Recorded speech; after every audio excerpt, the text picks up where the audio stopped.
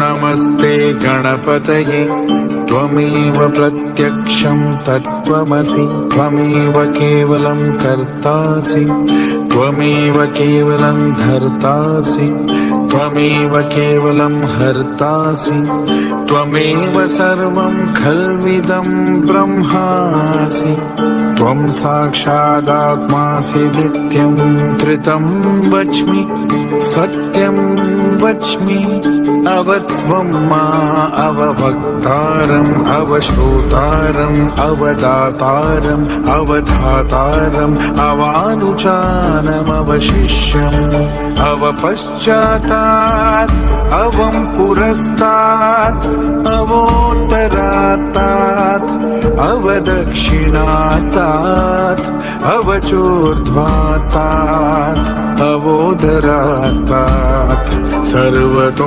मां पाहि पाहि समन्तात् त्वं वाङ्मयस्त्वं चिन्मयः त्वमानन्दमयस्त्वं ब्रह्ममयः त्वं सच्चिदानन्दाद्वितीयोऽसि त्वं प्रत्यक्षं ब्रह्मासि त्वं ज्ञानमयो विज्ञानमयोऽसि सर्वं जगदिदं त्वत्तो जायते सर्वं जगदिदं त्वत्तस्तिष्ठति सर्वं जगदिदं त्वयि लयमीष्यति सर्वं जगदिदं त्वयि प्रत्येति त्वं भूमिरापो नलो निलो नभः त्वं चत्वारि वाक्पदानि त्वं गुणत्रयातीतः त्वम् अवस्थात्रयातीतः त्वं देहत्रयातीतः त्वं कालत्रयातीतः त्वं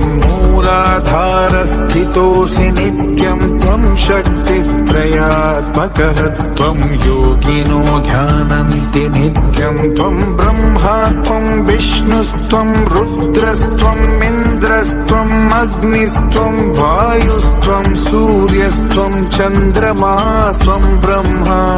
भूर्भुवः सुवरो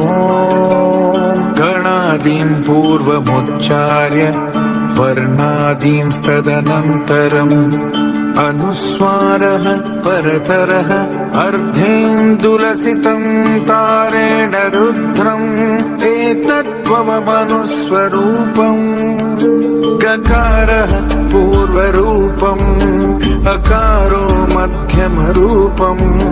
अनुस्वारश्चान्तयरूपम् बिन्दुरुत्तररूपम् नादः संधानम् संहिता संधिः